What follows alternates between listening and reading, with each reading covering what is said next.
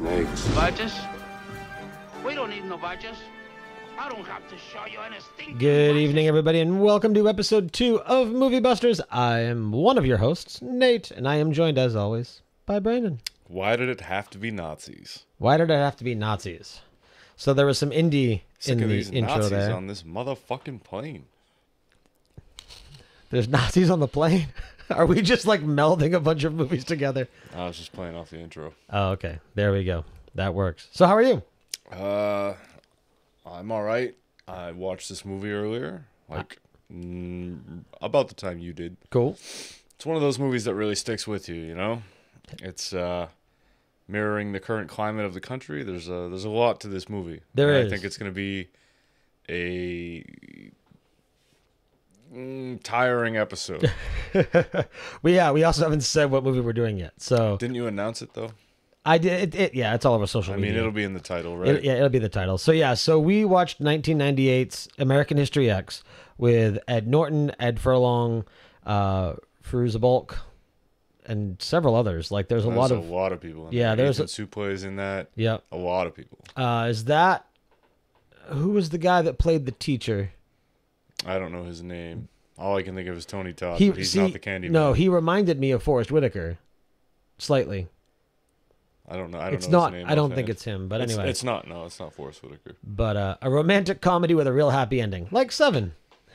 Hey Corey, how's it going? Well, as we look forward to Corey giving us song titles to all of our depression. Right. So I'm noticing a theme 2 episodes in. Yeah. America, obviously. America. American Beauty. American History. America. X. Fuck yeah. And a lot of movies told from a retrospective, beyond the grave kind of thing, you know? Right. Yeah. So it was Furlong telling this story, who, spoiler alert, dies at the end. And is also one of my favorite young actors of the 90s. He's John Connor, man. I loved him in Brain Scan. I loved him in Detroit Rock City. Oh, yeah. I forgot he was in that, too. The Crow, number 100, the super shitty one. He actually ended up being the Crow. Did he? Yeah. Oh, that's bad. Yeah. So for, you've never seen it? Yeah, okay. So you, and also I heard from Amy today, too. Amy's never seen it either. So, oh, wow. Yeah. That's surprising. It's an amazing movie. I loved it. So it is really scary, again. So there's going to be some clips that I capped out. And I will say for the audio listeners, or anyone that happens to tune in live, which I guess you're going to miss the warning at this point if you come in right now, or beyond this point, there is some stuff said in some of the clips. I did my best to kind of keep it at least Twitch friendly. It's really nothing worse than anything you'd hear in streaming Grand Theft Auto 5. So it's not absolutely horrible. The curb stomping scene is there's 2 scenes that I kind of had to look away a little bit. Only the curb stomping scene for me. The curb stomping scene and the shower scene. The curb stomping, even before this movie, I have a thing about teeth. Yeah. I just can't. Yeah. But it's weird because I can take a lot of gore, horror movies, slashers, don't Oh bother yeah, me, I but can. when it's something based in reality like that. Exactly, something that's practical. Yeah, right. It's terrible. So really quick on the top before we get into the meat of it, for those of you that listened to episode 1, welcome back. Thank you for checking out the second episode. For those of you that are listening for the first time, welcome. So admittedly, again, this is episode 2 of our movie podcast, and this is a really deep movie with really deep messages and meaning. Yeah, there's a lot behind it. There was a lot behind it in the 90s when neo-Nazism was huge on the West Coast, and there's obviously a lot behind it now with what's happened down south in the last couple of weeks and everything that's going on. So we're going to try and not make it too political, and we're going to try and keep it solely based on the movie and the message the movie is trying to send or tried to send. And then we're probably going to talk a lot about how this movie was made 20 years ago next year, yet is still extremely relevant to what's going on right now. Which is an underlying message of the movie. Right. It proves its point. Now, before we go on to be not political, right, this is a movie our president should watch, albeit he probably is not smart enough to understand the message that it's putting forth. Right. But he is spouting the rhetoric that this movie tries to make you think against. So right. Exactly. And anyway, and even then though, it's interesting. So let's just get into the movie proper then. Okay, so the movie's, he thinks it's a training manual. There you go, Corey. Corey's gonna do the good job of keeping us not political. So the movie starts off where in the beginning we see the you know, you come in on the beach, it's all black and white, and then you open on Venice Beach, right, and you have a really dystopian view. You have angelic singing. right. It's a really stark contrast to what you would see in, say, Big Lebowski. Just that generic image of what L.A. looks like. Right. Everything is washed out by the sun, flat. It's a city full of strip malls and just, you know, it reeks of Hollywood. I mean, the bar that they used for the toast scene in Big Lebowski is one of the scenes in this movie. They use that same diner. I said bar, I mean diner. But it just... Is that the diner at the end? Yeah. Okay.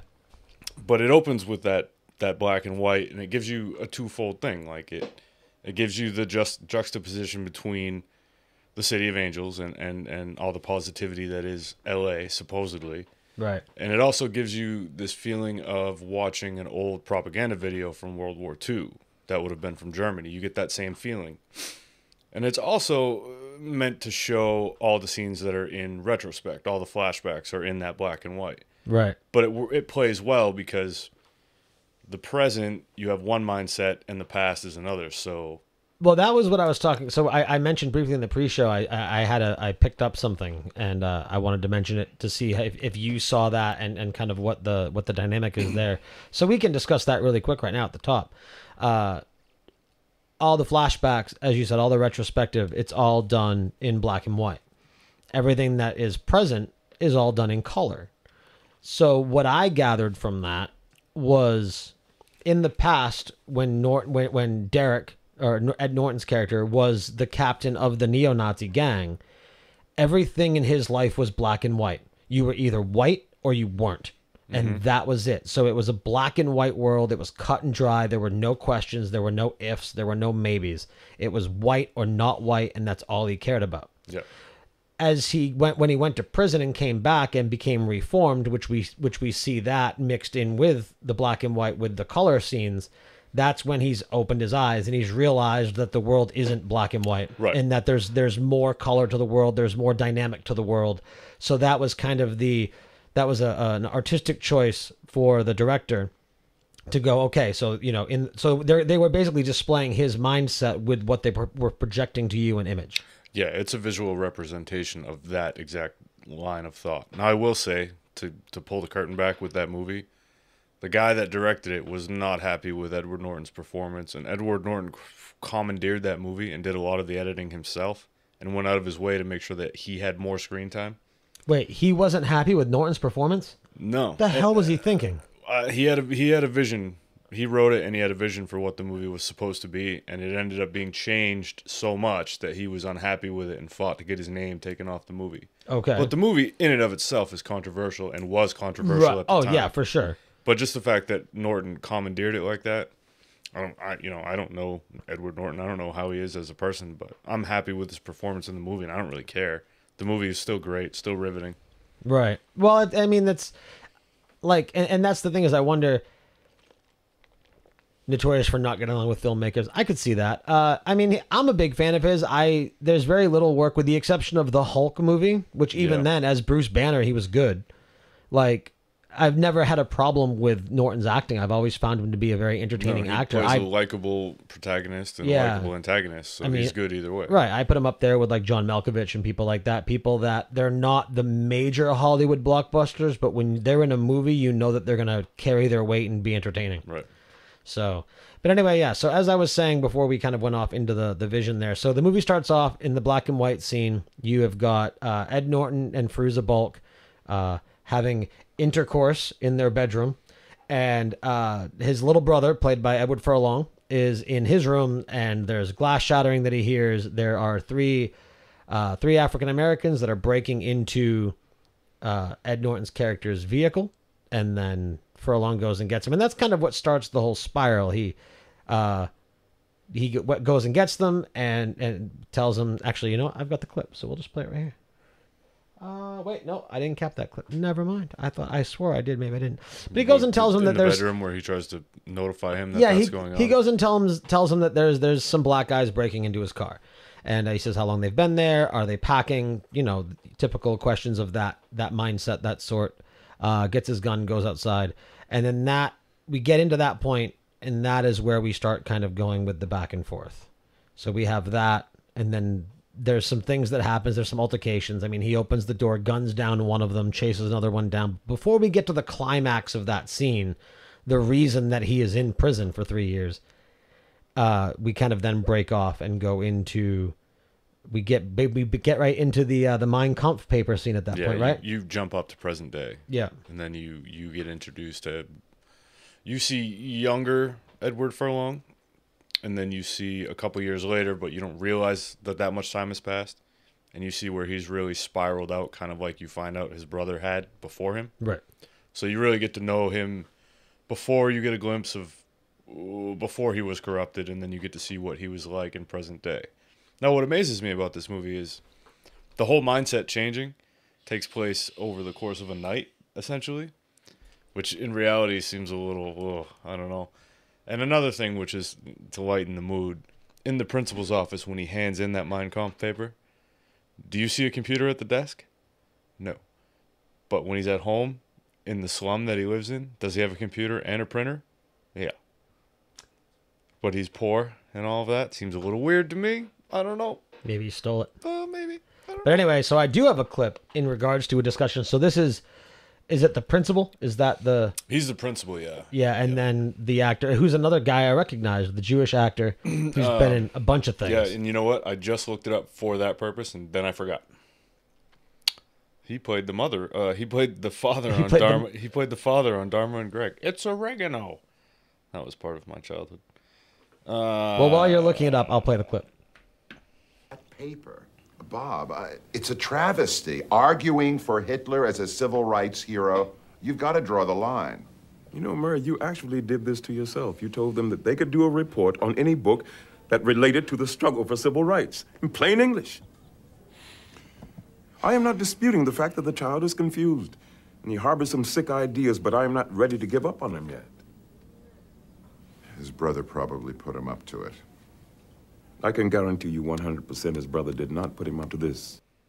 I renege on the former statement about Dharma and Greg. I had placed a better actor in that role than actually was there. It was Elliot Gould. Elliot Gould. That's who it is. So yeah, so that was the back and forth. And again, you go back, and this is one of those movies where if you watch it multiple times, especially, like I've seen it a handful of times, I'm sure you have as well. If you watch it multiple times back to back, or even again just watching it and listening to certain clips, you pick up on different things that they're a little bit of a giveaway. Like the tail line that ended that clip was, I can tell you with certainty that his brother did not put him up to this. Right. That's more foreshadowing to tell us what we learn later on in the movie. Right. So again, that's the whole thing. You know, the Mein Kampf is obviously that famous book, or infamous book, however you want to look at it. And he did his paper on it. So here is when we start to really get grasp of the fact that it's Derek and Darren, or Daniel. Derek and Daniel. Right. Yeah. So Daniel is really starting to go down Derek's path. His brother went away for 3.5 years. He started to hang out a lot more with another friend who's an extremely bad influence, and he is just slipping further and further down this path to where he's starting to get the white supremacist tattoos. He's going even further with the skinhead look, and it's just really starting to become a problem. And he's right there, literally following in his brother's footsteps. I thought you were going to play another clip. I didn't know what was going on there. I can. Sounded like you were leading up to something. I have one for the same scene. This one I grabbed. One, because it's part of that same scene, but two, I love it when they say the name of the movie in the movie. So here is where we have the principal talking to Edward Furlong. Your rhetoric and your propaganda aren't going to save you out there. So here's the drill. I'm your history teacher from now on. We will discuss current events. We will call this class American History X. I'm glad you pulled that clip, because I agree with you that it's trite to put your title in the movie, but it was also just, it didn't work for me right there. If we're gonna talk nuts and bolts, like, ooh, American History X, like, give me a fucking break, man. if I'm a 14-year-old little neo-Nazi, I'm not going to take that shit seriously, because obviously I'm going to make the Malcolm X comparison and be like, fuck you, man. I'm full of angst and I don't give a shit what you say. You sound stupid. But can you look at that in multiple ways? So in one way, for me, I liked that they used it that way, especially, so you've got the movie that's called American History X, right? And then you've got the movie basically being you've got the little brother as the narrator, if you will, the retrospective, right? So it makes sense that he is writing the paper called American History X. Oh, no, I get it. So I just like think that worked. To do it like that, it didn't play well. Right. Now, when you have the principal talking about rhetoric and propaganda, let's talk about rhetoric for a minute. All right. I hope that you pulled the clip, in the living room with the camcorder, where Seth forces him to say a bunch of shit. I didn't. Just because of what he says? Because of what he said, okay, yeah. Well, we'll get Again, to that. trying What about the end with the father at the dinner table? Same reason. Okay. I tried to stay away from the really, really racial clips, just for the sake of Twitch and stuff like that. Let's just talk about rhetoric now. Sure. In real life, I find that the things that are covered in this movie, in a more general sense, are true in everybody's lives. So I talked about the camcorder. Well, Danny obviously knows enough to know that he doesn't quite believe all the things that are being forced down his throat, but he does it anyway, because he lives in the shadow of his dead father and his brother, and he just wants to live up, and he idolizes his brother. So he's going to do whatever it takes to live up to what he thinks he should be living up to.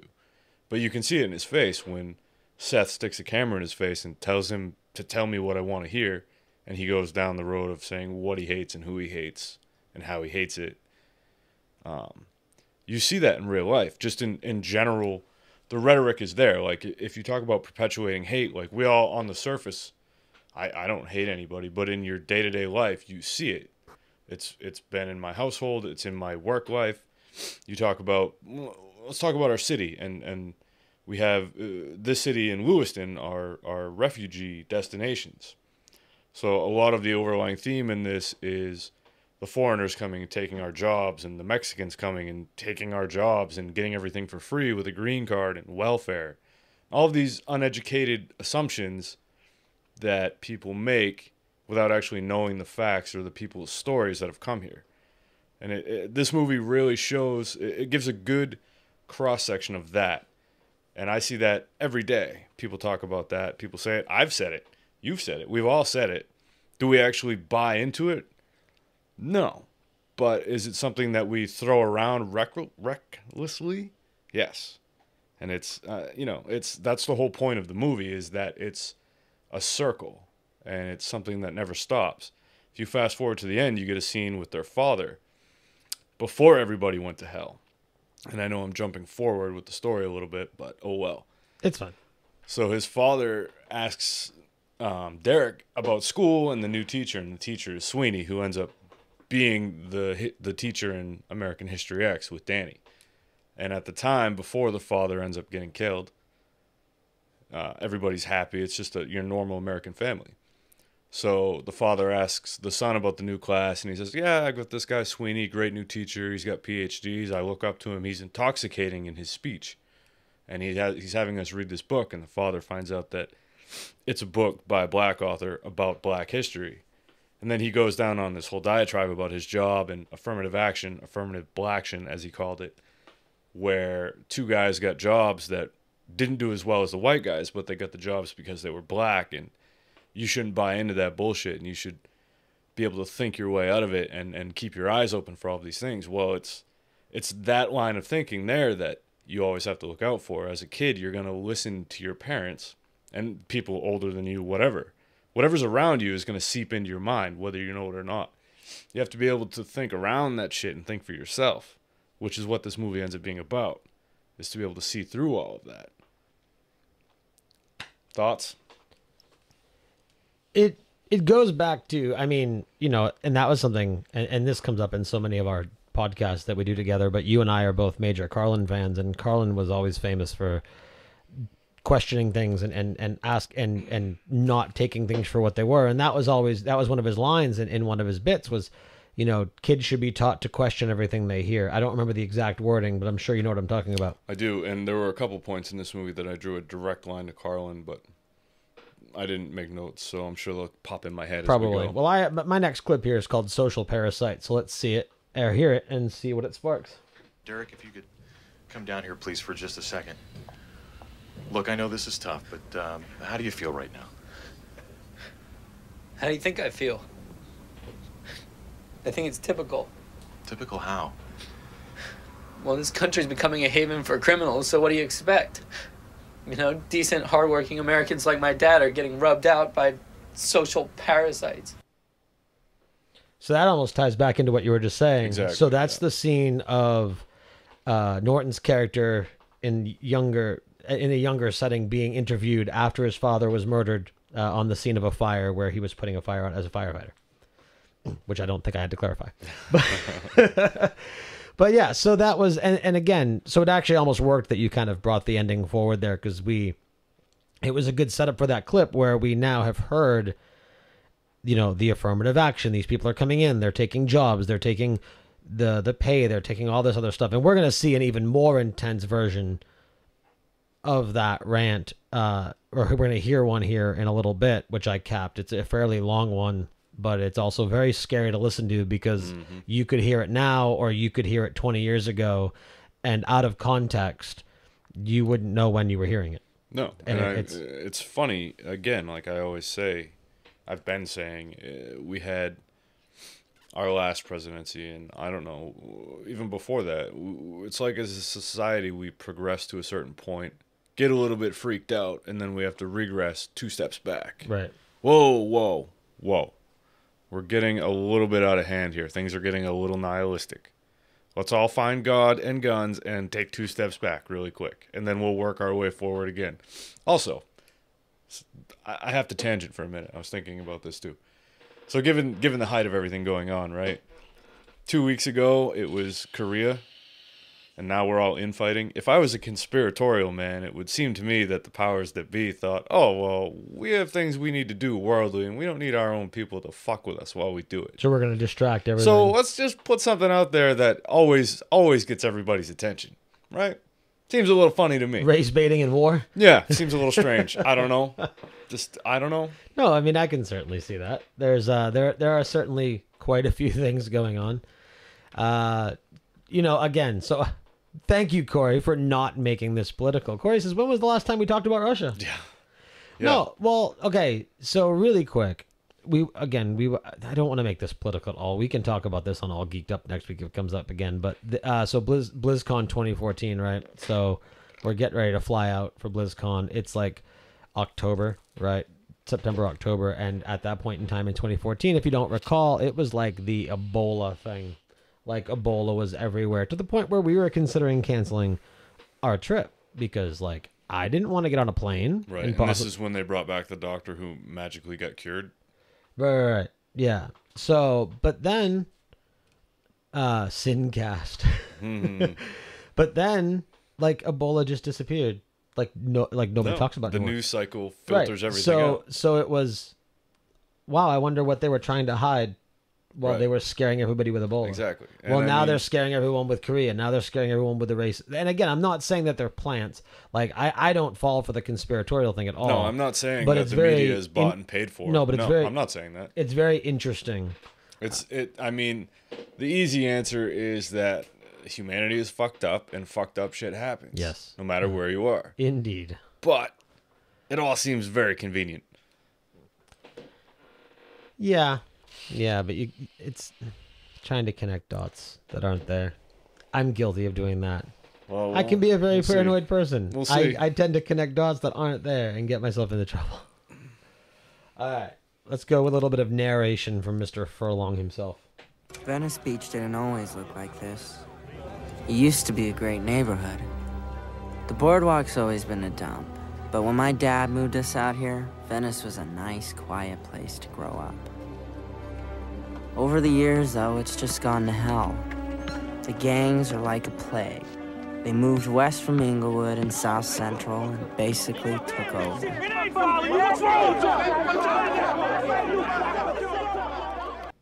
I'm glad you pulled that clip for 2 reasons. Okay. First, he says my dad, and all I thought of was Aqua Teen and, dude, my dad owns a dealership. Do you want me to yell into the mic? Because I will. No, I was trying to... You're good. Dude, my dad owns a dealership. And secondly, all the things he talked about in that scene where the gangs and everything are causing all of the shite. Right. In 2 seconds, you see that, oh, they're the ones causing all of the shit that they're talking about. But you heard a lot of anarchy going on, and that was 2 black gangs fighting on a basketball court, which in the next sequence of the movie, you have them doing a white versus black basketball game for... Which I have a clip of. Okay. Well, good. I just wanted to say that, yeah, everything that they talk about having happened about the neighborhood going to shit, they end up being the cause of all of it. Like, everything they say that everybody else did, they're doing. And I'm glad you mentioned that, because there's an interesting conversational point after I play this next clip with the basketball with the basketball game. So those go kind of hand in hand. So again, that clip there, and that clip led directly into this one. So we'll pull this clip and then we'll talk about it, because they work together, and I think it's a good conversational topic. Hey, I got a bet.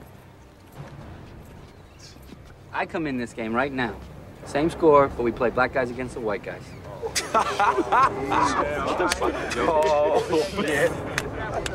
Name your price, Cracker. No money for these courts. And not just today, for good.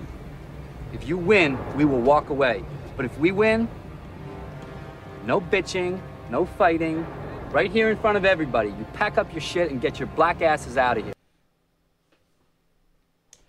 So the dynamic that I like between those two scenes, like the clip we had played just before that with Furlong's narration, it was the whole thing. It was like, hey, this was a nice place till, all these people of color came in, right? And then you have this scene here where there's definitely some animosity between the two.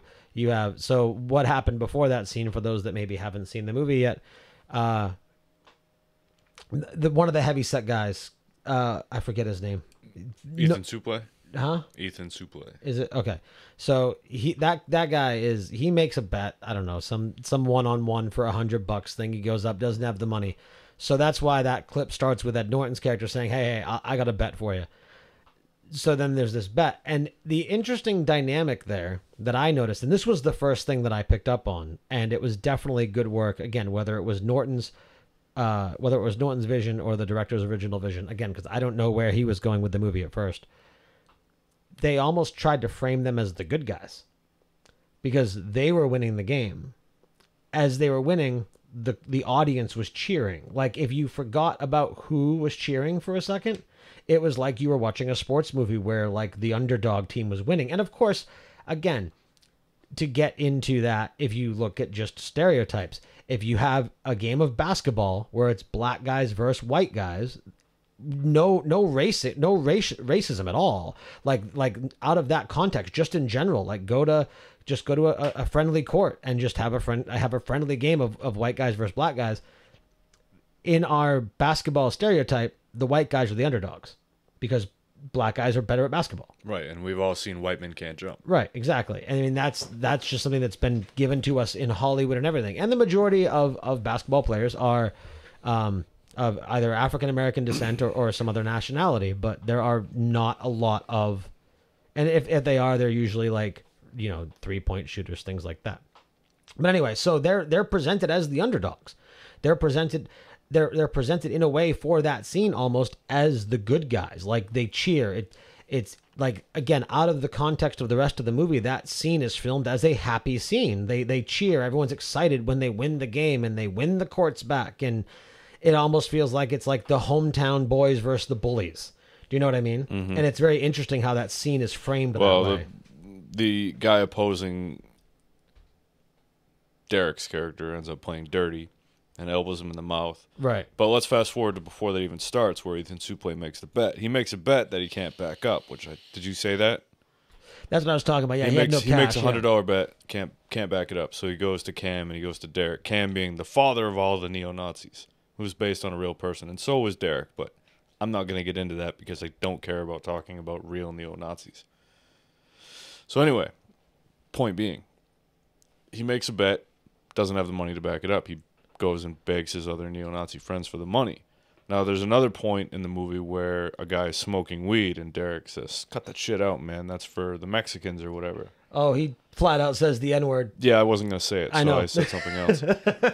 But it's those little things, like the whites go out of their way to not do certain drugs and not do certain things because they try to uphold standards that they think are above everybody else. But then you go to their clubhouse and you see the music they play and how they're dancing, and you realize this is where the Carlin thing came in. You white motherfuckers, you're lame. Get the fuck off the dance floor.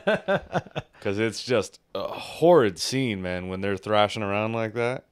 Like, I don't know where we get all the pride to even be that way. We should not be proud. We are bad people, man. Anyway, I don't know where my point was there, but I just thought about it, and it is. That's fine. No, so... Oh, I don't know. But, yeah, so it's... good guys and bad guys. That's yeah, what it was. good Yeah, guys, yeah. No, you're right. They paint the whites to be victorious there, but it's all for naught. I mean, it just... I don't know. Well, if anything, that's almost what leads into... Because three of the guys that were of... It sets up it's the catalyst for how the movie gets started. Right. It's yeah. It's the vehicle. Right, because three of the guys that broke into that vehicle were of that basketball team that they beat. It's what sets the whole thing in motion. Yeah. That was okay. But there's also a level of now, and I found this interesting, and I didn't bother capping it because it wasn't worth a clip. But I found this interesting. So you mentioned that I guess the captain of the team of black guys, he played dirty towards the very end there, right? And he elbows Norton's character in the face. And he goes to the bench, he spits out blood, he wipes his face off. And everyone's like, well, why didn't you call foul? Why didn't you call foul? Or why didn't you call offense, right? Yeah, exactly. And he goes, it's game point. So it's interesting that somebody with so much hate, who is the captain of a neo-Nazi group, is concerned with playing fair in a way, and maybe he's just so hell bent on winning and being right that he's not gonna bitch out about it. That's right. why. So that's what it is. I'm giving the character too much credit there. It's not that he's wanting to play fair; it's that he doesn't want to win that way. He wants to win fair and square, right. and not have to fucking do it in what he would say would be the N-word way. Right. Fair enough. For lack of a better explanation. Right. So the next clip is the immigrant rant. I labeled it as that. So this is the clip that I was talking about. It's a little bit long. I'm going to play it. This clip, mind you, I don't know, I can guarantee you have, but I've heard this in real life. Oh yeah. Like, not in the same, I haven't been in a group of neo-Nazis, but I mean, this is something that you just hear from people over. Oh yeah. Over. No, around old white people, around angry young white people. It is. And that was my main reason for grabbing this clip. There's part of this, Yeah, I know. I got that totally fucked up, Growly Bear. I know. I read that a couple times for the other night's show, and then I was tired, man. That's what it was. I was just so fucking tired the other night. I could not remember anything. Like when I called Joey Josh? Yeah, dude. By the end of the night, I was a zombie. Rough. But yeah, I usually have a nap before I come over here on Friday nights. I didn't get one. So the line that directly precedes this clip is the line that Brandon was talking about, where Norton catches one of the guys smoking a joint and says that, that's for N-words. Put that shit out.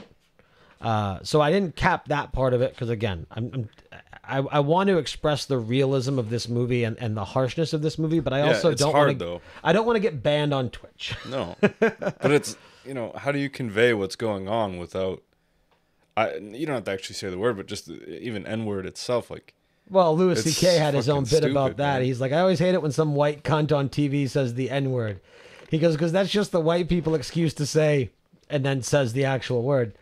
And he's like, that's not you. Yeah. He goes, that's you making me say it, because when you say the N-word, I think it in my head. So you're making me say it. He goes, stop being a cunt and say the fucking word. Yeah. There's a show, Hood Adjacent. Have you ever heard of that? No. It's on Comedy Central. Well, I think it was on that show. He went out on the street and he was trying to get people to say the N-word, right? Like literally the N-word, or say the word? It was a trick. So he'd go up to like a white girl or whatever. He went up to a few people. So he went up to this white girl and he's like, I'll give you $100 if you say the N-word on camera. And she said, The word. And he's like, no, not that word. What are you doing? And then he went up to these two dudes and they ended up being from Norway. Yeah. And he said the same thing. And they're like, no, that's the word. You win. No, it's the answer. You don't say that word, you motherfucker. It was funny.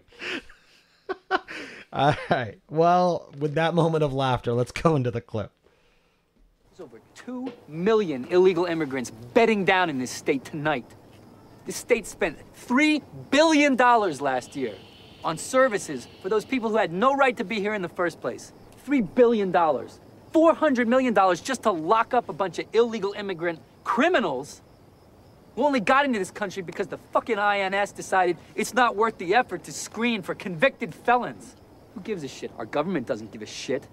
Our border policy is a joke. So is anybody surprised that south of the border they're laughing at us? Laughing at our laws? Yeah. Every night, thousands of these parasites stream across the border like some fucking pinata exploded. Don't laugh. There's nothing funny going on here. This is about your life and mine.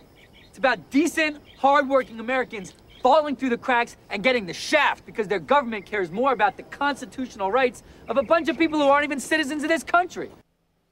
And those, folks, are what you call alternative facts. Now, Tina Fey was on Saturday Night Live yesterday. And she did a thing called sheet caking on the Weekend Update. Okay. If you haven't seen it, I recommend it. I would almost say play it on here because it's so worth it. This sounds like someone on the campaign trail. Yes, exactly. So anyway, yeah, that's what I was talking about. Like that kind of shit. I hear that shit all the time. And I'm a truck driver, so, you know, you get that from those kind of guys. I work with a bunch of veterans in the government. Yeah. So I deliver to a town called Boothbay in Maine. And there's a house that I drive by every day. And they have a huge sign right on the side of the road. And this is a tourist-trapped town, so a lot of people see it. It's been on the news. Big white sign with black lettering and an M14 or A4. M4? M4? M4. See, Yeah. like I know about guns. What the fuck? It says Black Guns Matter. That's what it says. And, yeah, I'm not one to be offended, and it doesn't offend me per se, but I'm just in disbelief that somebody would put what is almost a billboard up like that for everyone to see on their way to the beach. Like, it's people like that are, I don't know. I don't want to go further down that road. Well, no, that's not what we're talking about. This episode could really easily turn into a Sincast episode. Right. Because, again, we are just skirting that line there. Point being, though, like those are the people that only take in these fucking weird facts that they don't research. They just hear something here, hear something there, put it all together, and then they're fucking professional and they know everything about everything. Right. We're plebes, man. We don't know how the fucking world works. And we're in our own country with our own culture. We don't know what the fuck's going on in other people's lives. I mean, I don't know about you, but I don't want to leave this country and go to another country. And I don't think that in your normal life, I don't think other people from other countries want to be uprooted and sent to another country. There has to be a reason for that, right? Nobody stops and thinks about what all of these people might have been through that have been put here. Never mind the people that we stole and brought here, or the country that was here in the first place that we stole and took over. Right. This isn't a podcast about white guilt, but it just seems like we're pretty bad. We're pretty bad. Well, no, for sure. And then, like I said, if you want to go a little bit beyond the movie and a little bit about culture, like to my understanding, and I might be wrong, and if I'm wrong, please educate. Tweet at us or email us or anything like that right now. But it is my understanding that so you obviously had slavery that went on for a very long time. You know what I read about that too? Huh? So you know what I read about that? I was reading the other day a little bit about that, and it's not only that. Yeah, we went to Africa and we created the triangle and stole people from Africa to be slaves, but in Africa, the tribes would have kings, and they would steal people from other tribes that they warred with or criminals in their own society, and then sell them off.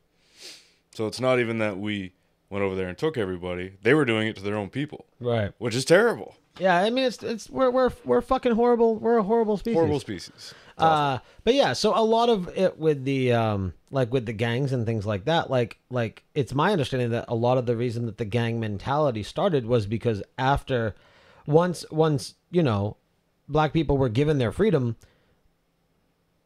they still weren't safe. There were still a lot of white Europeans that didn't think they should have it, and they could not travel alone safely. So they would start to travel in packs because it protected them. And then it kind of evolved into this large territorial type thing that became a very convoluted mess of how it started. But it started as a way of them keeping themselves protected. At least that's my understanding of it. So, and then, so again, like you said, not to turn it into a white guilt episode, but it's a vicious circle. Like you do a certain thing, which causes a certain thing, and then there's a reaction, and then everything just kind of like, everything is a reaction of itself, or of the thing that came before it, I should say. Right, and nothing's changed, I guess. There's a quote from a comedian. I don't think it's Carlin. But it makes me think of that, where he's like, oh, I don't pretend to know the plight of all these people or whatever, and something without ever actually having to meet any black people. Do you know what I'm talking about? Does that sound familiar? No. Well, while Norton is in prison, he ends up spending a lot of time one-on-one with this one guy. Right. Yeah, the towel guy. Yeah, I don't know his name. Which Right. He's not a towel guy. No, he is an African-American folding towels. Yes. But it's not until then that he has his breakthrough. Like, he says all of these things, and he never actually knows anybody. And he finally gets to a point where he's forced to get to know someone, and they're humanized to him. That's when his perspective changes. Right. When he actually gets to know somebody.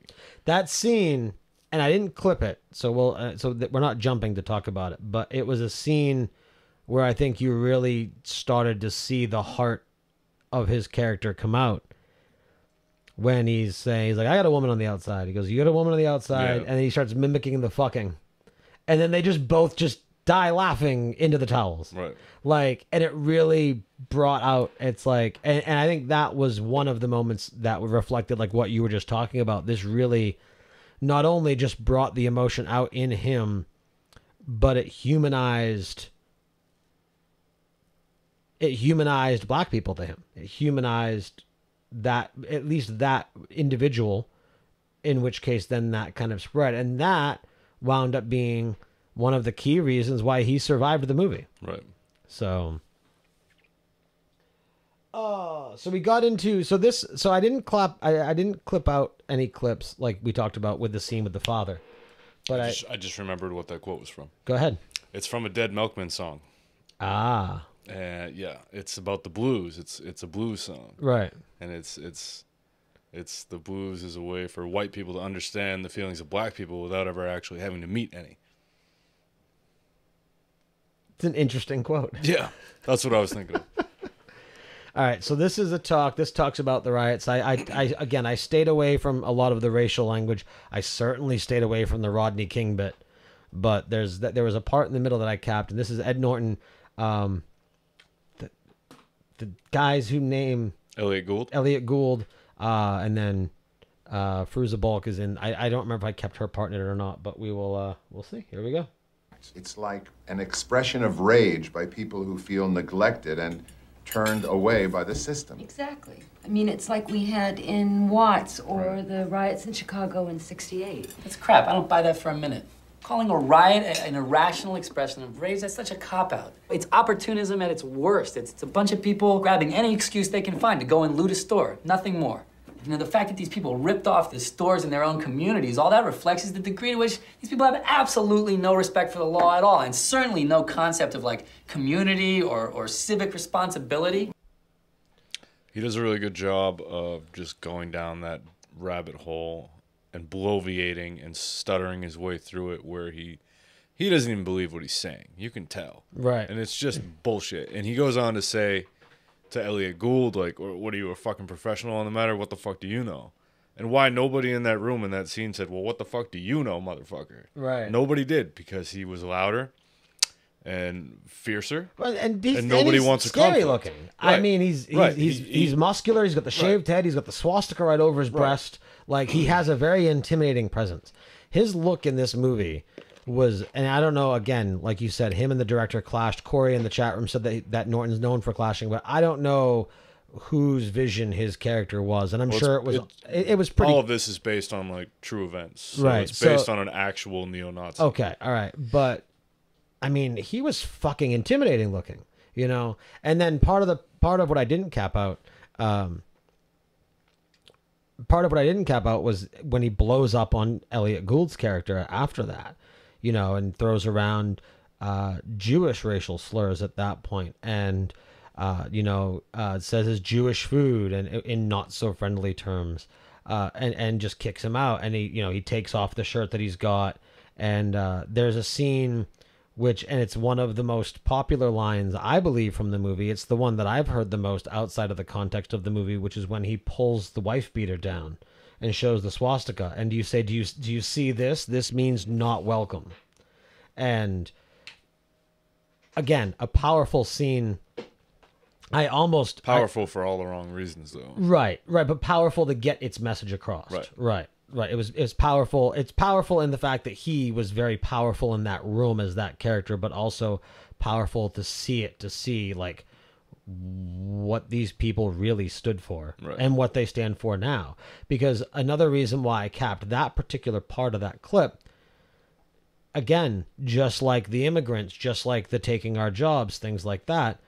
Does that not sound like something somebody could say today about Black Lives Matter? Oh, definitely. Look at all these people causing riots in the street. I know it. I totally agree with you. So it's that correlate. Like it's almost like this movie, and again, like you said, it's a vicious circle. But it's almost like this movie was predicting 20 years in the future. But it was also happening then too. Right. So it's funny how time repeats itself, and it seems like in the modern world it repeats itself on a more accelerated scale. I mean, if you look at Rome, we're basically where Rome was at one point, only with fucking iPhones. We're doomed to fail. I mean, it's just funny that we don't seem to learn anything. Every generation should be smarter, and yet we're not. Idiocracy is becoming a reality in a much more R-rated way. Well, at least it's R-rated. Can have more fun that way. And I don't want a neo-Nazi to fuck me in the ass, though. No, that would be bad. That is the only scene in the movie where Norton breaks the intimidating mold that he's created and goes back to, like, him in Fight Club when he beats himself up. And just cries. Yeah. All right, so the next clip we've got is him talking to Cameron, the actor that played Cameron. You have the actor list over there. So he's an actor I recognized. I don't remember his name. I mean, we haven't talked about Beverly D'Angelo either. She played his mother. She's great. This would be the other guy who was pretty famous in that movie. And if you hang on, we'll find Corey her. says you're far more discriminated as to who gets you in the butt. Stacy Keach. Stacy Keach. All right. What? Now, where did I recognize him from? Pull up his... The Bourne Legacy. I've definitely seen him in a lot of stuff, but I don't know. Yeah. I don't know right off the top of my head what. Yeah, I don't. He's a good character actor, you know. He's one of those people that blends in. He's in a lot of shows that I want to see that I haven't seen. There's somebody that he reminded me of, but it's not him. It was hard to identify him with the scar on the lip. The hair lip. You kind of get a feeling that he is the guy from Tombstone, which Corey would know because he just watched it. I bet you're going to pull up the guy I'm thinking of. I guarantee you. Tombstone right up top. Yeah, I know where it is, fuckface. Just take it easy. That guy right there. Show me him without the pull up the actor. Oh man, you're really right pissing me off. Yeah, Powers Booth. That's who I thought it was. Powers Booth. That because he has that similar look. You're making me tense with all of your obvious direction. What the fuck do you think I'm gonna do next, Nate? No, show me this. Well, no shit, man. Give me 2 fucking seconds. Take it easy. All right, anyway. Fuck. Fucking A. No. Ah! I love you. It's over. Take it easy. We're thinking bigger now. No more this fucking grocery store. You're not listening to me. I am done with it. All that bullshit out there and all your bullshit too. I'm out. I understand how you feel. I mean, you've just done some hard time. Don't you fucking talk to me about hard time. You don't know a thing about it. Hey, I've done mine. You didn't do shit. I found out about your little prison story. You did 2 months, and then you rolled over on 2 kids and let them go down for you. So don't feed me your fucking lies, Cameron. Now, is he not just the perfect snake oil salesman with that nice, smooth voice? I know how you feel. I know how it was. It's fine. Just come back into the fold. Right. Come into my loving, hateful embrace. There's a level to his character that, and it's almost like you're drawing the similarities between the two. You mentioned the prison rape scene where he's ganged up on, and then you really see the true side to his character. The wall has broken away. Mm-hmm. That outer strength and anger, I guess. I don't know how you'd want to word it, but it's gone. So the shell. Yeah, so you see that as well with Cameron when he outs him and says like, "Oh, like you act like this hardened criminal." And it's like, what do you say? Like, you did 2 months, then you rolled on the guys and bailed. Like, so obviously he was also displaying this hard shell as like this white neo-Nazi kingpin. But really, he like that was a projected display with him as well. Like, he really was this scared, weak guy underneath also. Mm-hmm. So that is a good insight. I like it. Thank you. You're welcome.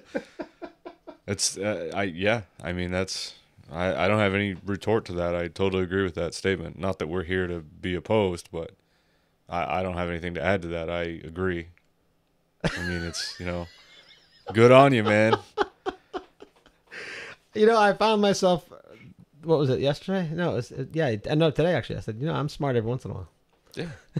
Aren't we all? We all have our moments. I just talk so much, you have to filter through the bullshit. So now, after that scene, now is when we start to really get into seeing the prison life. We get through his, like the scene that I'm about to do here. It's his first day walking out of the cell. And this is the scene I was talking about in the pre-show when I said, it's going to be a loaded episode, when one of my clips is called Skullfuck Guard. So let's go ahead and play it. Hey, you white trash piece of shit! You think you're fucking special, white fish? Button that top button! Let's go, move! Are you fucking eyeballing me? Don't eyeball fuck me, asshole! I'll fucking kill you! Fucking keep my eye on you, you white piece of shit! And don't fucking eyeball me, boy! I'll fucking skull fuck you! Step forward! I will skull fuck you! Yeah. So this is, I'm glad you pulled this clip, because there's another clip in the movie with a bad word in it that also perfectly shows what it is to be in prison for a white supremacist. This clip and that clip are the same, only in different times. You know the one I mean, where he's in the folding room and he says, "Yeah, in here." You're the yeah. So this sends the same message. So right. I'm glad you pulled this one, although the other one's more fun to listen to. It is. But what can you do on a podcast? Not say that word. No. Well, not on a Twitch podcast. No. This is one of those ones where, like, if anything, it almost works out well that I had to kind of edit a little bit with the clips, because they are so impactful. And, like, a couple of people that are listening live, Amy and Corey, mentioned that they haven't even seen the movie. So a lot of those moments when that, because that's not a word, like, even in this movie, that's not a word that gets used lightly. Like, a movie like this, it's not thrown around all the time. No. When it's used with intensity. Right. Used with conviction. That's the word I was looking for. So it's almost worth it to not, or it's almost better to not have those clips pulled out of context and played on the show. It's almost better to hear them for the first time watching the movie. Right. Because they come with a level of power with them. Right. I agree. And yeah, for you that haven't seen the movie, I highly recommend it. Now, I say that in that this next clip before you play the next clip does have that word in it. Before you get to it, yeah. Back to this clip. Yeah. It's funny because even when he starts out in prison, he hasn't figured it out yet. He still is indignant and just like, well, fuck this. I'm the man, whatever. It reminds me of like the boot camp thing on the daytime talk shows where they send kids to prison. Oh, and they scream in their faces and they're just like, yeah, whatever, this ain't real. Yeah. Like, Norton has not figured it out yet that he's fucked. So, this next clip. It's going to be, literally. Is that the next clip? No. The next clip is the laundry room clip. I cut out just before the line you were talking about. Is this before he goes to like send a message to the other neo-Nazis in prison? This is no. This is just. I don't. This is the no. This is the in the beginning when he's working really hard. This is the heart attack clip. Oh, okay. Yeah, the one that's kind of light in nature. Right. So even before that, when he first gets to prison after this, he goes into the yard and, you know, he's alone. He takes his shirt off to send a message to everybody there. I liked his line there. Like in order, like flag. He's like, yeah. He goes, I just throw a flag up and look for a friend. Yeah. And yeah. Right, and he did that, but even then, like, it doesn't sink in. He still thinks that he's the man, as we'll talk about as we get further along. But on to the next clip. There we go. And again, for a disclaimer, this clip does contain the slang version of the N-word, said by an African-American, really quick in jest. It's not said with any hatred involved. So I just wanted to preface that. Thought it was a fun clip. And the character that says it is really cool. So here we go. Oh, come on, man. Look, every day I watch you go through these sheets like you want to get to the end of them. Look, nigga, will you chill the fuck out? God damn. No matter how fast you get through them, man, they're going to keep bringing them in and bringing them in and bringing them in. And throwing them around like that ain't going to do a damn thing but give you a fucking heart attack. And you know what? That's cool with me. But you know you're going to give me a goddamn heart attack, too. You got to love that Edward Norton just doesn't... He acknowledges him, but he just cannot speak to him for the first 15 minutes. Each scene where they're together for the longest time, the guy's just trying to break him down. I like how we're being trolled. We are. Hey, Big Ronnie 69. It's not racist. It was. I prefaced it. The movie's American History X. There's gonna be some racism, but none of it is. It's all done for artistic purposes. Big on our Ronnie. end. Do you know Shy Ronnie? Shy Ronnie. Shy Ronnie. Little Ronnie. Anyway, so what I found interesting is that obviously that this character, the one that Ed Norton's in the laundry room with. I gotta figure out that guy's name because we're not doing it any justice just saying that. Yeah, so go ahead. So the character that is in the laundry room with Edward Norton's character, he's got it. He's grasped what it's like to be imprisoned. His name was Lamont. Lamont. You're outside, and what's the actor's name? Guy Tori. Guy Tori. All right. Maybe I need glasses. So he's obviously grasped prison life. It's gotten to the point now where he doesn't care. I'm sure he knows who Derek? Yeah, who and what he is. Yeah. Yeah. He knows who he is. He knows that he was the captain of a neo-Nazi gang. Like there's no secret behind it. It's alluded to in the movie that everyone knows who he is. Well, Lamont, the Guy Tori, like it's alluded to that. Oh yeah, he's in prison. He's a small timer, but he also has some pull. Like he knows what's going on. They don't come right out and say that at any point. But you know that happens. Just look at the fact that Edward Norton survived. Right. So he gets it, and he's trying to help Norton's character get it. He's like, "Look, you're here. Just do your thing, right? Like get in here and figure it out, and just relax, dude. Like chill, like go with the flow." And again, that relationship that he ends up forming with him is what helps get it's what helps get Norton out of prison alive. Right. It really is what allows him to survive throughout the movie.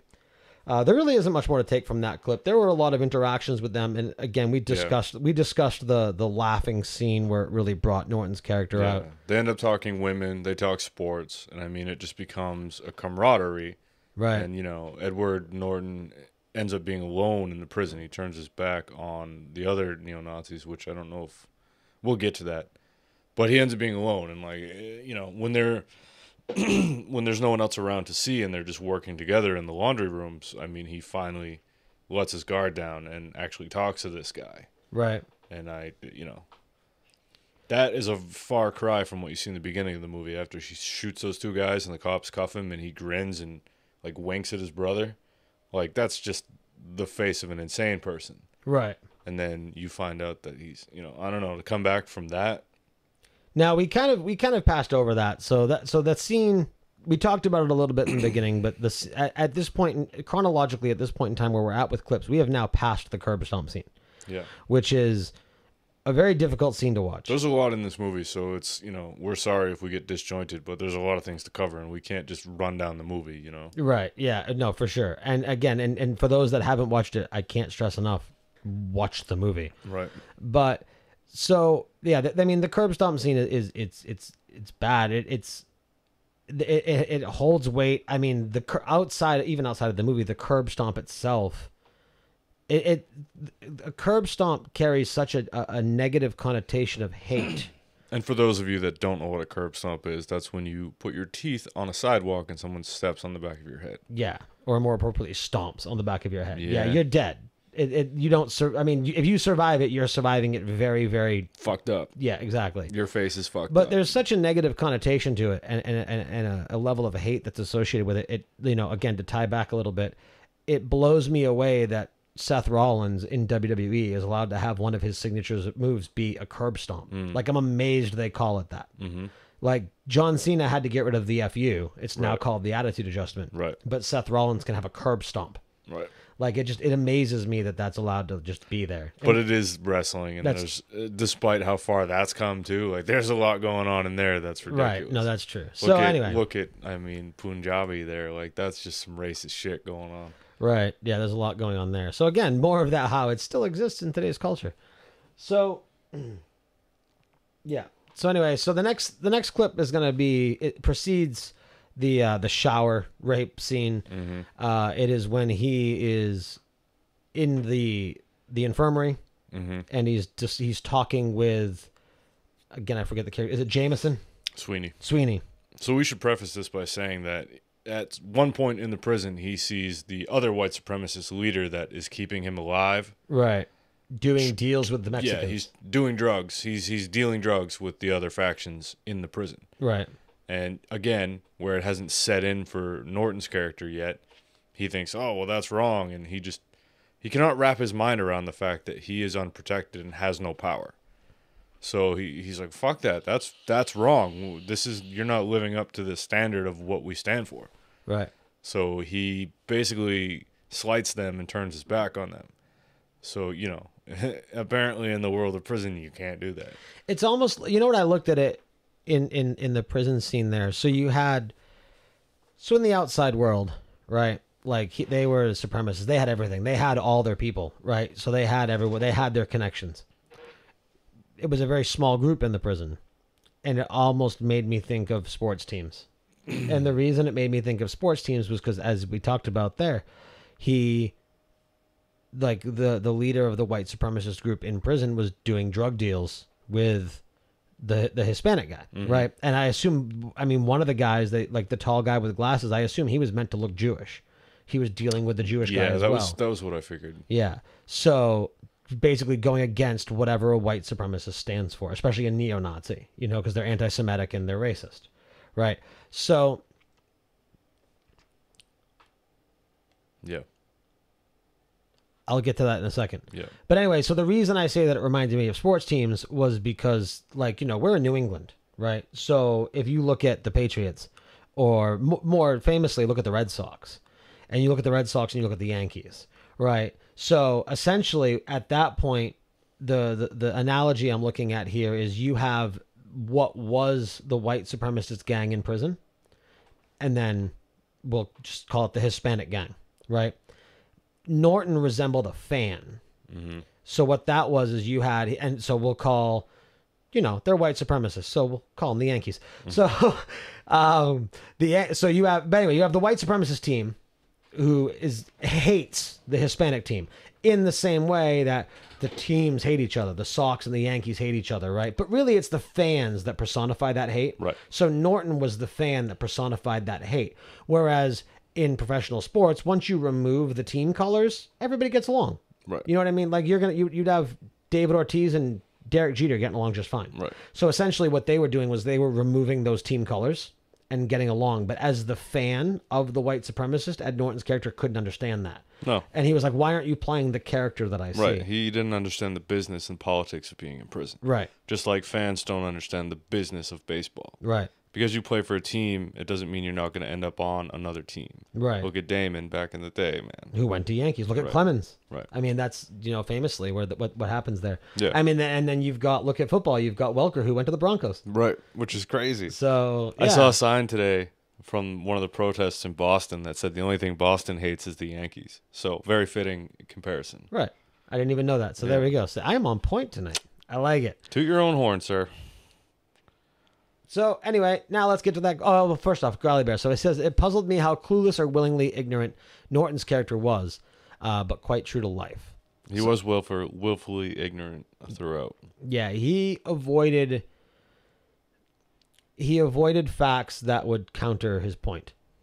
And he wouldn't look at things, or he would just not include them in his argument, or he would gloss over them. And before you got into chat, we had talked about that with, I think it was before you got here when we talked about the scene having lunch with Elliot Gould's character, and it wasn't too long ago, but I don't remember if Growly Bear was in the chat room yet. But where we talked about how he called out Gould's character for not being a professional, but yet he himself acted like one. Right. So yeah, again, it was that personification of intelligence and knowledge when really he was just glossing over what was a very weak argument.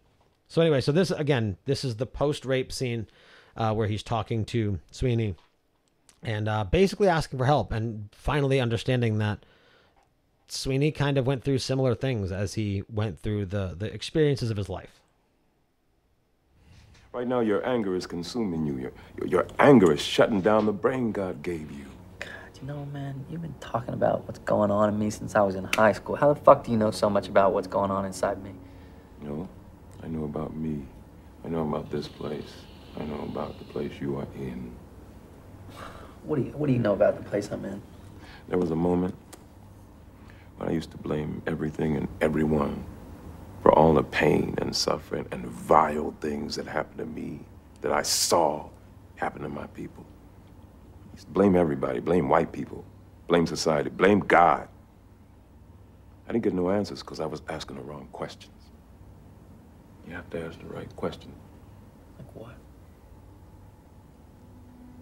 Has anything you've done made your life better?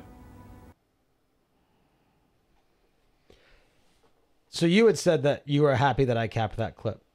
So what did you take from that? I just got a whole barrage of crazy ass text messages that I have to deal with after the show, so I wasn't really listening to the clip. That was the clip where he says, where the end of the clip was, the important question is... The one where he's basically consumed by the dark side? Yeah, what have you done to forward your life? Right. Or how have you improved your life?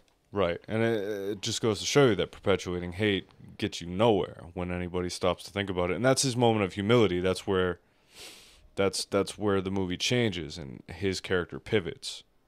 I mean, he finally realizes that, oh shit, I have made a terrible mistake with my life.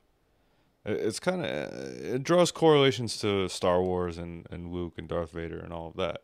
I mean, he even says it in the beginning of the clip, well, you're consumed by hate. Right? And anger leads to fear. Anger leads to hate. And all that shit. Right. Hate. Right, exactly. So, you know. Fear leads to anger. Anger leads to hate. Hate leads to the dark side. There's suffering in there, too. Hate leads to suffering. Fear leads to anger. Anger leads to hate. Hate leads to suffering.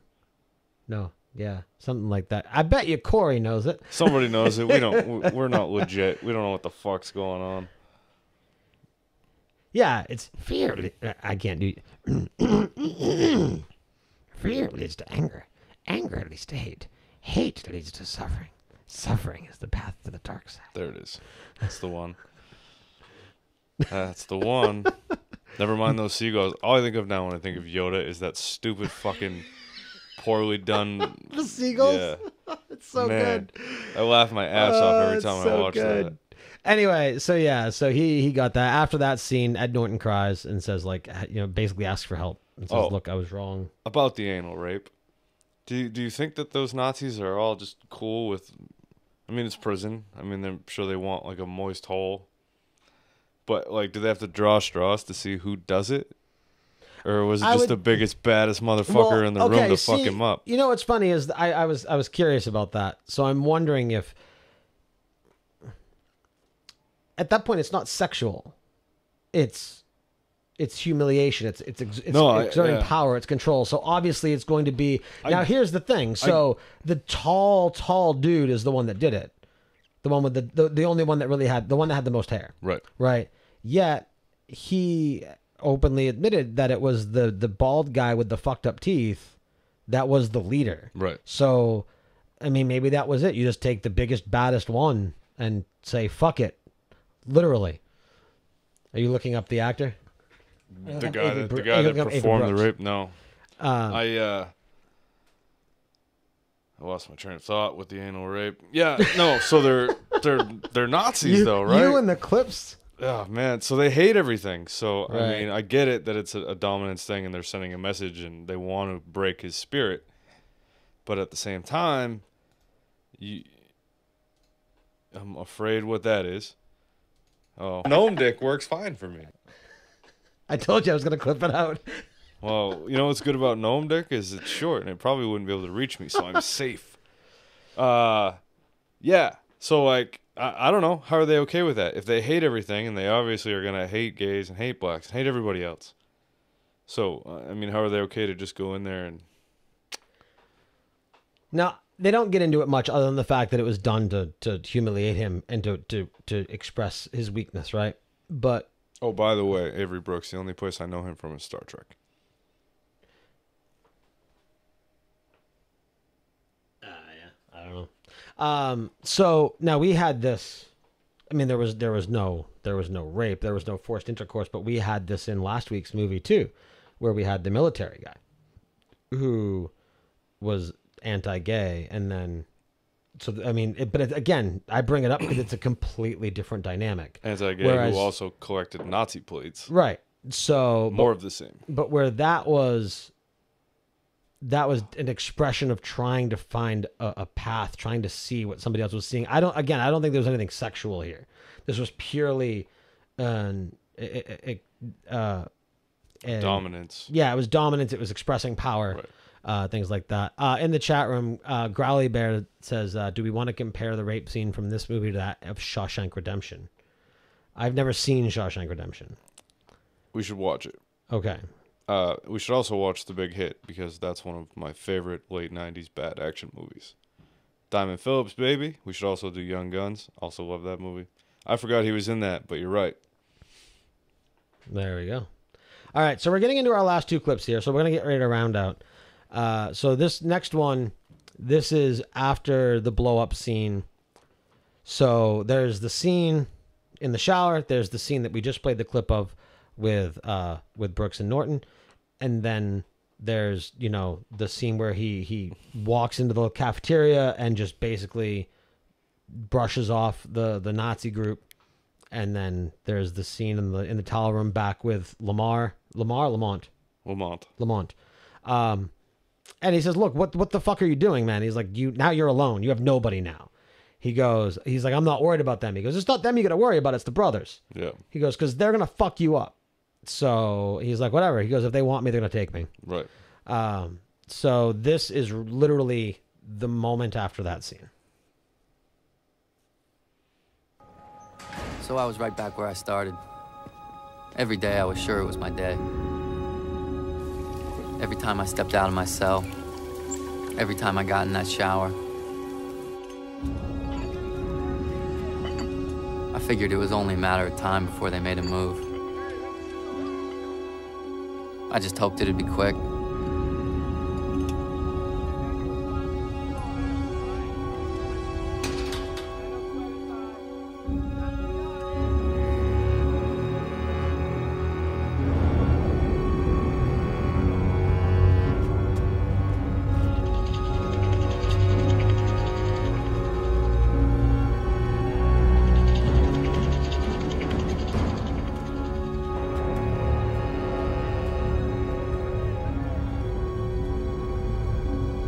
But it never came. I couldn't figure it out because I knew some of them were itching for it. But after a while, I just put my head down and read the stuff that Sweeney sent me, and I kept to myself. Last 6 months in that place, I was like a ghost. A lot of this movie plays like a late 90s PSA, too. with the music and the way that some of the speech is done. It's very, like... There's a lot of scenes in that movie that are like, oh, don't do drugs, kids. Those old ones where it's Right. like, oh, I was approached on the street and I didn't know what to do. Before we go any further, Captain Temerity says, bust some caps. You know what's the best scene in that movie, sir?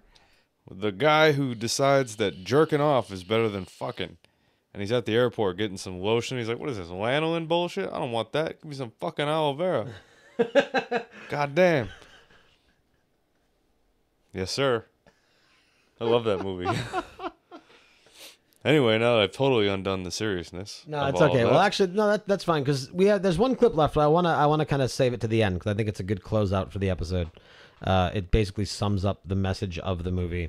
It's the outro narration done by Edward Furlong's character. So I am going to be we'll save that. We'll just do our outro whenever we're ready, and then we'll end with that clip. But so ultimately. So now, I mean, I guess we can just kind of do our summary. We can end the movie. About that clip, when he goes to hand that paper in and he writes his ending and he says, oh, well, here's something that I think you'll enjoy. I didn't look up who that quote was from, but I can only assume it was Malcolm X, given that it's American History X. Probably. That's all. Yeah. I was thinking that or Martin Luther King. But, right, I figured it had to be one of the two. Yeah, but I figure Malcolm X probably fits again because of the X. But yeah, so of course we're talking about the quote that we're gonna end the show with. But right. So he's out of prison. He's golden. He's cleaned up. He cleans up his brother. There's a really awesome scene, which was probably one of my favorite scenes in the movie. I think the score that was played during that scene was really powerful, and that is when him and his brother take down all the Nazi paraphernalia. Yeah, it's one by one, and I like it that they start with the small stuff. They start with a photograph, and then like the paraphernalia posters and everything else like that. So the very last part of that scene is the bare wall, but the flag in the center. Yeah, the full red flag, which I think signifies a change of heart. Right, exactly. It's the big red flag, the eagle holding the swastika, and they take the flag down together. Mm-hmm. So, and along with the change of heart, and I like that I hadn't thought of that. What I liked was that you have all these little small things, right? And they symbolized the small things. They were, the language, certain actions, certain rudeness, certain things like that. Like every single one of those pictures and posters and the necklace or the pendant or whatever you want to call it, they all symbolize small things. But ultimately, those were all the small things of the greater whole, and that greater whole being hatred and racism. And what that was, of everything off the wall with just that flag left and the brothers taking it down together, I think that was a symbolic way of showing that they needed each other to get out of it. Right. They needed each other's help to get rid of that hate and to remove themselves from it, because Daniel needed to see how bad Derek got. And from that perspective, Derek needed to see how bad that path looked from the outside. Right. In order to bring his brother back from the brink, he needed to go over the edge. And then they need each other to bolster each other up. Right. So I thought that scene symbolized that very well. Again, especially with the flag being the last thing to come down, them taking it down as brothers. And then we get to the end, which sucked. Yeah. I mean, that you get to that point where, and you almost, so anyway, so what happens? Do you want to spoil the end or do you want me to spoil it? Well, I will say that they frame it to make you think that they're going one way with it, and then they give you the twist. So, right. That being said, take it away. All right. So we end, they're in the diner that Brandon mentioned at the top of the show, the same diner that was used in Big Lebowski. And they're there, and Sweeney and a police chief, or he wasn't a detective because he looked like the police chief to me. Yeah, so it was Sweeney and a chief, and they approached Norton's character and said, "Look, this is going on. These guys were jumped. I assume what the implication was that, look, there's a strike back being planned, and you need to go talk to them." Yeah, I think given what happens at the end of the movie, you also see that there's a couple cars driving by, like, you know, looking for drive-bys and just looking. So I think they're implying that that's what ended up happening. Like something's about to blow up. Right. Something's going to go down. There's going to be shit in the streets. Right. Like use the fact that you have the power you have over this group and the fact that you're reformed to quell this. Right. And I like the fact that he's like what was the line? Like, you're going to end up getting me shot by a bunch of white guys. Yeah, well, that'd be funny. We'll all be laughing at the irony of that. Right. But little do they know, he's already gone and told them he's out. Fuck Right. them. Yeah, they don't know that. No. So Yeah. he's double fucked. Right. He's got people gunning for him on both sides now. Right.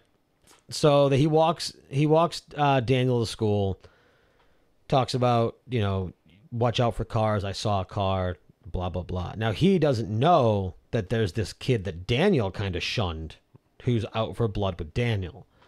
Daniel goes in, we see him meet up with his girlfriend, gives her a hug and kiss, says he'll see her after class. We cut to Norton, and like you said, this was kind of like the double back. And he sees a car drive by, and it's a lowrider. You know, and it was very racially stereotyped. It's set up to look like he's about to get a drive-by. Yeah, exactly. He's about to get gunned down, and it just drives by him. And when he realizes it just drives by him, at that point he realizes he's not the target, and he turns around. And Daniel's in the bathroom taking a piss in the urinal. And there's no noise, there's no notifications, there's no nothing. He finishes taking a piss, turns around, and then the black kid that he had shunned early, like very early in the movie, just there's no dialogue whatsoever. It's just face to face, pulls the pistol, and my God, was there like a Tarantino level of blood in that scene? Yeah, like, it was symbolic, like it needed. You know what I mean? Right. But yeah, it was a brutal scene, and it was. Again, to go back to what we said about the basketball game earlier, where they were portrayed as the heroes, that first interaction he had with that kid, he was being a shithead, but he was also sticking up for a kid that they were beating up on. Right. There was a nerd on the floor that kid was kicking, and Daniel got up in his face and everything. And it didn't seem like, if he hadn't have gone to the courts later that day and like just toyed with him, I think it would have been okay for him. But he did that. Right. And his older brother, what I assume his older brother, that was who that was, saw that and was like, yeah, that guy's fucking gone. Right. Now, see, I had forgot about that scene. So really quickly, that brings up a dynamic. Like you said, he was being portrayed as the good guy. It was just. I mean, he even says you got to stand up for yourself. Right. You know? Now, let me ask you a question. There's nothing about this in the movie, but just as a personal insight, I would like your opinion. If it was 3 white kids beating up that white nerd, do you think his urge to be defensive, was he defending the helpless nerd, or was he defending the white guy against the black guys? No, and again, just like the courts, I think it's for all the wrong reasons. I don't think it would have made any difference if they were white. I think it would have made a difference if they were white. He wouldn't have given as much of a fuck. You know? Right. He was just doing it to raise the hackles. You know. Right. So anyway, so he guns him down. You hear the gunshots. Everyone goes, and then Norton's character runs. He embraces them, and then at the very end, it fades out. We go back to the beaches, but now they're not in black and white. Now they're in color. More of that, the symbolism between there's more to the world than yes or no or black and white. Right. Like the world is more dynamic than that. And then we get the quote that we're going to close the show out with. Now, before we close the show, to go back to what I said about pulling the curtain back, Sure. and the dissension between the director and Norton. In this particular instance, I totally agree with Norton about how the movie ended. The director wanted it to end with Norton going back to his house and the movie closing with him shaving his head in the mirror. Okay, I'm glad you said that, because that was one thing I meant to say it and we got sidetracked. I wish they had showed what was next, because you just reformed from your hate. Right. You just and said you were done. everything should have been ripped away from you at that point. And your brother was just murdered by a black guy. Right. Now, I thought about that when I watched this. I'm like, okay, does this drag him back? Right. Like, is this like the one cigarette for the person who quit? Is this Right. the one beer for the alcoholic? Right. Or is he reformed to the point where he understands that this one kid, no matter what his skin color, does not represent the rest of his people? Well, he should have the clarity to know that. But I'm glad that they left it open-ended. Kind of like I'm glad they left American Beauty open-ended. There's a lot of similarities between the 2 movies we watched. Had they gone and showed him shaving his head, like, the whole message of the movie would have been It's undermined. gone. Right. Yeah. All it shows is that violence is a circle. Right. With an open-ended ending like this, you take the message away without the rebirth of the hate. Right. So for someone who's not going to spend a lot of time breaking anything down, they're not going to go back and be like, oh, well, that was a waste of time. Right. I'm right back where I started. Right. No, that makes a lot of sense. All right, so we will hit with we'll close out the show, and then we'll end the show with the quote from Edward Furlong. Mm-hmm. Very cool.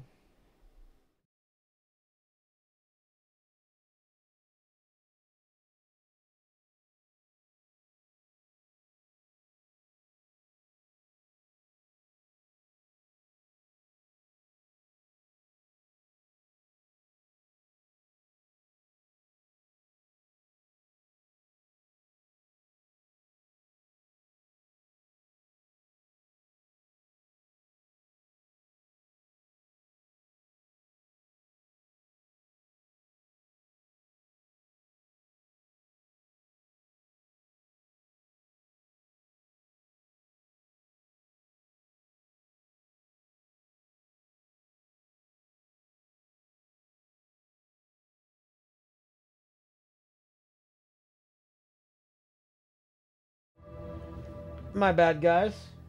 Derek says it's... Hold on. Did you kill the stream? No, so what happened? That was my bad. Okay, so I might have to go edit that out in the back. Okay, we were playing the quote, so hold on one second.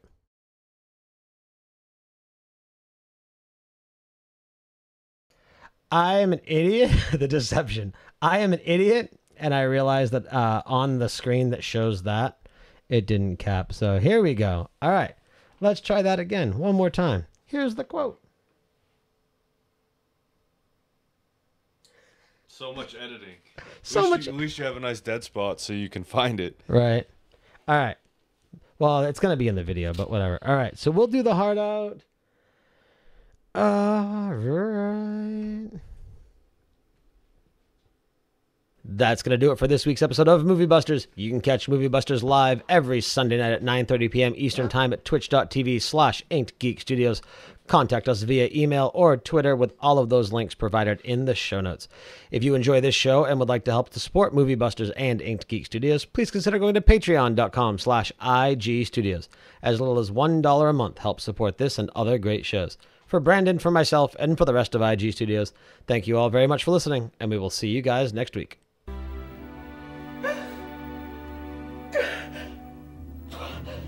So I guess this is where I tell you what I learned. My conclusion, right? Well, my conclusion is, hate is baggage. Life's too short to be pissed off all the time. It's just not worth it. Derek says it's always good to end a paper with a quote. He says someone else has already said it best, so if you can't top it, steal from them and go out strong. So I picked a guy I thought you'd like.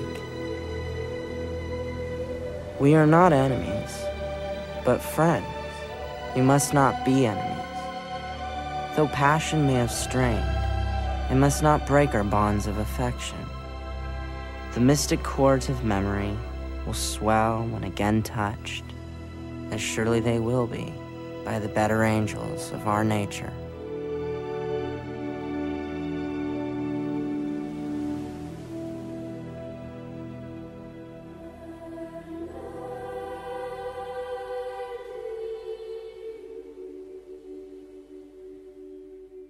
You've been listening to an Inked Geek Studios podcast. For this and other great shows, go to inkedgeekstudios.com.